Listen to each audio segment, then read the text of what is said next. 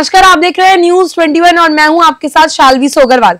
हमारे राजस्थान की खास बुलेटिन में आपका बहुत बहुत स्वागत है। जयपुर में इंग्लिश प्रेस द्वारा शिक्षकों के लिए ईएलटी कार्यशाला का आयोजन किया गया, जिसमें दिल्ली कौशल एवं उद्यमिता विद्यालय के अंग्रेजी भाषा संचार विभाग की वरिष्ठ सलाहकार गुंजन सोगानी ने 21वीं सदी की शिक्षा तकनीकों पर महत्वपूर्ण कौशल टिप्स साझा किए। राजस्थान के स्टेट हेड अंकित शर्मा ने बताया कि इस कार्यशाला में प्रदेश के 50 से अधिक सीबीएसई स्कूल के शिक्षकों ने हिस्सा लिया। शिक्षकों के साथ आधुनिक शैक्षणिक पद्धतियों और अंग्रेजी शिक्षण विधियों और पर विस्तृत चर्चा भी की गई।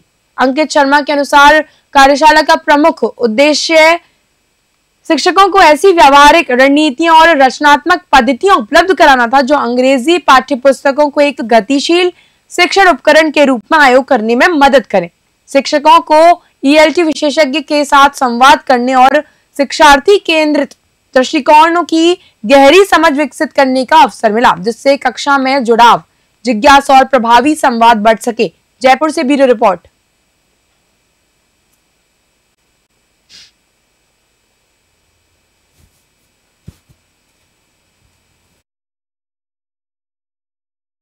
देखिए, ये कार्यशाला हमने शिक्षकों के लिए रखी गई है और नई तकनीक पे हमने इसमें शिक्षा के लिए बारे में टीचर को अवेयर किया है कि आजकल जो एजुकेशन पॉलिसी है वो चेंज हो गई है और हमने नए तकनीक के हिसाब से जो एनसीएफ इम्प्लीमेंट हुआ है उस पर हमने अपने काफ़ी कैरिकुलम्स बुक्स वगैरह निकाली हैं जो आज हम लॉन्च भी करेंगे। और काफ़ी बड़े स्कूलों के शिक्षकों ने यहाँ पे पार्टिसिपेट्स किया है। वो महेश्वरी स्कूल्स हैं, वो सेंट एडविंस स्कूल्स हैं, यहाँ बड़े कोई भी डॉल्फिन स्कूल्स हैं, काफ़ी बड़े स्कूल्स ने यहाँ पे पार्टिसिपेट्स किया है। कम से कम 50 से 60 स्कूल्स हमारे पास आज इस कार्यशाला में आए हैं। यहाँ पे हम जयपुर के काफ़ी स्कूल्स आए हुए हैं, उनके टीचर्स आए हैं। उनको हम डिस्कस कर रहे हैं कि एनईपी के हिसाब से हमको क्लासरूम्स में कैसे पढ़ाना चाहिए, कैसे बच्चों को ज़्यादा डिस्कशन के द्वारा, डिबेट्स के हिसाब से किस तरह से हमारे बच्चे लैंग्वेज सीखें कि कल को इस्तेमाल कर पाएँ जब वो स्कूल छोड़ें और बाहर दुनिया में पैर रखें। एक किताब का लॉन्च कर रहे हैं हम। इस साल वो नया किताब आया है, स्कूलों में अगले साल से मिलना शुरू हो जाएगा, तो भी उस किताब का लॉन्च होगा। नई किताब है ग्रेड्स 1 to 8 के लिए टेक्स्ट बुक्स जो बच्चे स्कूल में यूज़ करते हैं।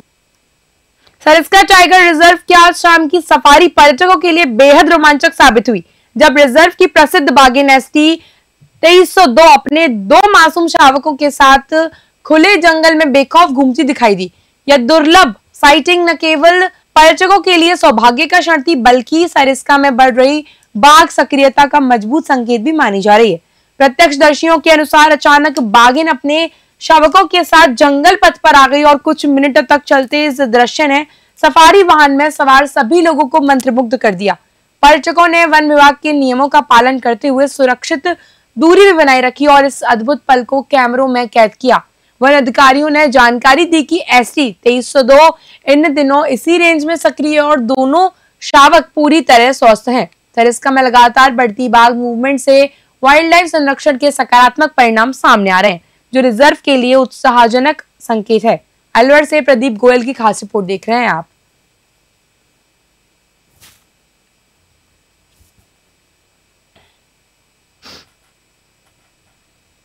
शहर कोतवाली थाना पुलिस ने मोबाइल स्क्रैचिंग की वारदात को अंजाम देकर फरार हुए 2 युवकों को त्वरित कार्रवाई करते हुए गिरफ्तार कर लिया।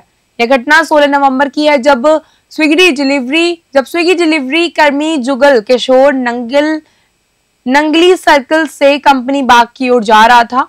इस दौरान बाइक पर आए 2 युवकों ने उसकी स्कूटी का हैंडल पर रखा मोबाइल छीन लिया और मौके से फरार हो गए। पीड़ित द्वारा रिपोर्ट दर्ज करवाने के बाद मामलों को गंभीरता से लेते हुए कोतवाली पुलिस ने एएसआई एलियंस की नेतृत्व में विशेष टीम बनाई। तकनीकी और मानव स्रोतों की मदद से पुलिस ने आरोपी कृष्ण गवरिया निवासी खंडलवाल स्कूल के पास और वसीम अकरम निवासी 60 फुट को दबोच लिया।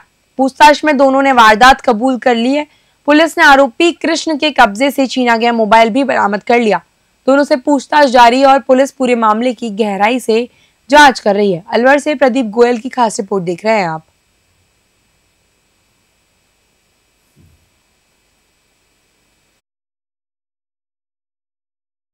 जी सर, क्या मामला है जो आरोपी गिरफ्तार किए? दिनांक 16 नवंबर को एक घटना घटित हुई थी कंपनी बाग के सामने से मोबाइल छीनने की, जिस संबंध में परिवादी श्री जुगल किशोर सैनी निवासी विवेक नगर सेक्टर नंबर 4 ने प्रकरण दर्ज करवाया था कि मेरा मोबाइल नंगली की तरफ से मन्नी कबड़ की तरफ आते वक्त मैं शिविंग का काम करता हूँ, मैं खाने की डिलीवरी लेने महावीर ढाबा जा रहा था, तो पीछे से 2 व्यक्ति आए मोटरसाइकिल से और उन्होंने मेरे मोबाइल जो आगे स्टैंड पे लगा हुआ था उसको छीन कर झपटा मारी कर छीन कर ले गए थे। इस संबंध में अनुसंधान किया गया सीसीटीवी फुटेज के आधार पर और स्रोत लगाए जाकर और मुलजिमों को 2 मुलजिमों को ट्रेस किया। इनमें एक मुलजिम है कृष्ण कुमार गंवारिया है, ये यहाँ एनईबी में रहते हैं पीछे, और दूसरा वसीम अकरम है, ये भी एनईबी 60 फुट में रहता है। इनको गिरफ्तार किया जा चुका है। मोबाइल जिनके कब्जे से छीना गया मोबाइल बरामद किया जा चुका है, अनुसंधान जारी। कोटपुतली बहरौड के एडिशनल एसपी नाजिम अली 1 दिवसीय दौरे पर बानसूर पहुंचे, जहां उन्होंने स्थानीय थाना परिसर का विस्तृत निरीक्षण किया और सुरक्षा व्यवस्थाओं का बारीकी से जायजा लिया। इस दौरान डीवाईएसपी मेघा गोयल भी मौजूद रही। दौरे के तहत आयोजित समीक्षा बैठक में बानसूर क्षेत्र के सभी थाना प्रभारियों और अधिकारियों ने भाग लिया। एडिशनल एसपी नाजिम अली ने बैठक में अपराध नियंत्रण और कानून व्यवस्था को लेकर स्पष्ट और सख्त निर्देश दिए। उन्होंने कहा कि क्षेत्र में सक्रिय अपराधियों की पहचान कर उन पर तुरंत और प्रभावी कार्रवाई सुनिश्चित की जाए। उन्होंने लंबित मामलों, पेंडिंग फाइलों तथा कानून व्यवस्था से जुड़ी रिपोर्टों का विस्तार से अवलोकन किया और स्पष्ट किया कि किसी भी स्तर पर लापरवाही बर्दाश्त नहीं की जाएगी। अधिकारियों को जनता की सुरक्षा और त्वरित पुलिस कार्रवाई को प्राथमिकता में रखने के निर्देश भी दिए गए। बानसूर से सतीश शर्मा की खास रिपोर्ट देख रहे हैं आप।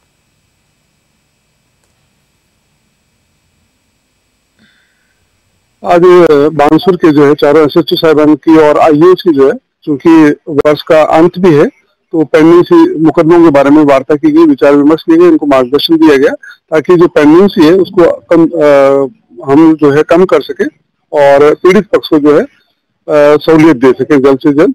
साथ ही जो है हमारा ध्येय वाक्य आमजन में विश्वास और अपराधियों में भय, उसको मूल रखते हुए सभी अधिकारियों से वार्ता की गई। लॉ एंड ऑर्डर में उनको कैसे मतलब व्यवहार करना है, और साथ ही पीएसयू और हमारे माननीय डीजी साहब के जो दिशा निर्देश हैं या राज्य सरकार की जो मंशा है उसके अनुरूप हम काम करते हुए अपराधियों में भय कायम कर सके और कानून में विश्वास कायम कर सके, ऐसा हम प्रयास कर रहे हैं। बसवा उपखंड में वर्षों पुराना तहसील भवन पूरी तरह जर्जर होकर किसी बड़े हादसे को आमंत्रित कर रहा है। हालत यह है कि भवन का प्लास्टर झड़ चुका है और दीवारों से पत्थर तक बाहर निकल आए हैं, जिससे इसका कोई भी हिस्सा कभी भी गिर सकता है। स्थानीय लोगों का कहना है कि कई बार प्रशासन को सूचित करने के बावजूद कोई कार्रवाई नहीं की गई, मानो प्रशासन किसी दुर्घटना का इंतजार कर रहा हो। जलदाय विभाग कार्यालय और राजकीय उच्च माध्यमिक विद्यालय के पास स्थित इस पुराने तहसील भवन को वर्षों पहले मेगा हाईवे स्थित हुए नए भवन में शिफ्ट कर दिया गया था, लेकिन तब से यह भवन पूरी तरह उपेक्षा का शिकार है और लगातार खस्ताहाल होता चला गया है। भवन के आसपास दिन भर लोगों की आवाजाही रहती है, छात्र छात्राएं भी इसी रास्ते से गुजरते हैं। जलदाय विभाग में कर्मचारी और उपभोक्ता आते जाते रहते हैं, जिससे खतरा और बढ़ जाता है। स्थानीय लोगों ने नगर पालिका और प्रशासन से तुरंत ध्यान देकर जर्जर भवन को गिराने या सुरक्षित करने की मांग की, ताकि किसी भी संभावित हादसे को रोक सके। बसवा से ओम प्रकाश साहू की खास रिपोर्ट देख रहे हैं आप।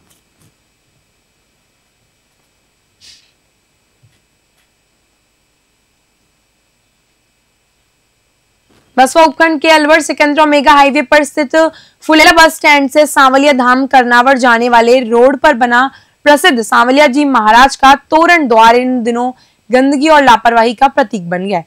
भक्तों के लिए आकर्षण का केंद्र यह प्रवेश द्वार कचरे के ढेर, कांच की बोतलें और कंटेदार झाड़ियों से घिरा हुआ है।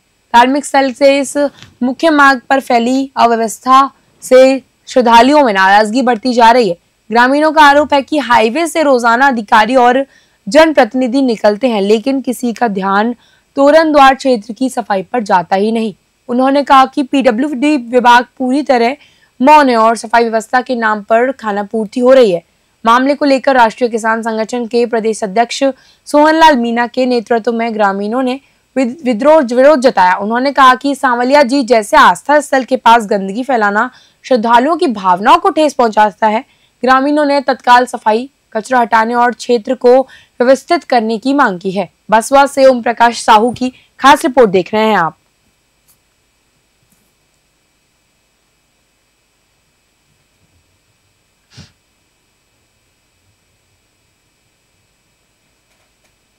उपखंड क्षेत्र के ग्राम पंचायत जैसावास के ग्रामीणों ने कोरी धोएचा और कुड़ा धोएचा को अलग ग्राम पंचायत घोषित करवाने की मांग को लेकर प्रशासन को ज्ञापन सौंपा है। ग्रामीणों का कहना है कि सरकारी गाइडलाइन के अनुसार दोनों गांवों की जनसंख्या अलग पंचायत बनाए जाने योग्य है, फिर भी अब तक विभाजन नहीं किया गया। वर्ष 2011 की जनगणना के अनुसार जैसावास की आबादी 3650, कोरी धोएचा की 3765 और कुड़ा धोएचा की आबादी 2300 से अधिक है। इसके बावजूद जैसावास के 2700 मतदाताओं वाली वर्तमान पंचायत में सभी गांवों को जोड़कर रखा गया है, जिससे प्रशासनिक कार्य प्रभावित हो रहे हैं। ग्रामीणों ने आरोप लगाया है कि अज्ञात कारणों से पंचायत गठन की प्रक्रिया वर्षों से लंबित है। उन्होंने चेतावनी दी है कि यदि 10 दिनों के भीतर समाधान नहीं हुआ तो समस्त ग्रामवासी तहसील कार्यालय पर धरना देंगे और आगामी पंचायती राज चुनावों का बहिष्कार भी करेंगे। बागौड़ा से रामाराम सोलंकी की खास रिपोर्ट देख रहे हैं आप।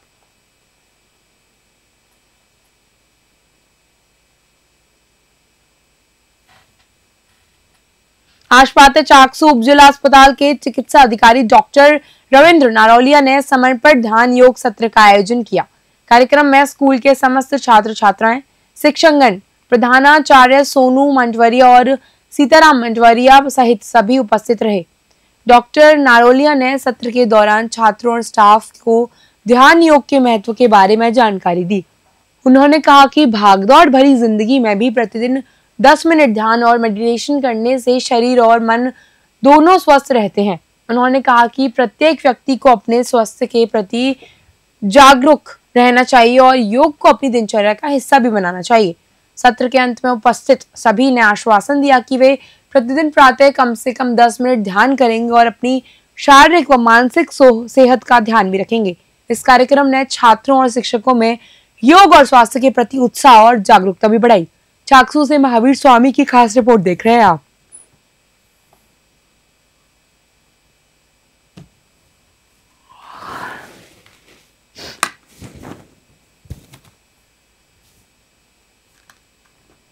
हमारे राजस्थान की खास बुलेटिन में आज बस इतना ही। ऐसे ही बने रहिए न्यूज़ 21 के साथ। नमस्कार।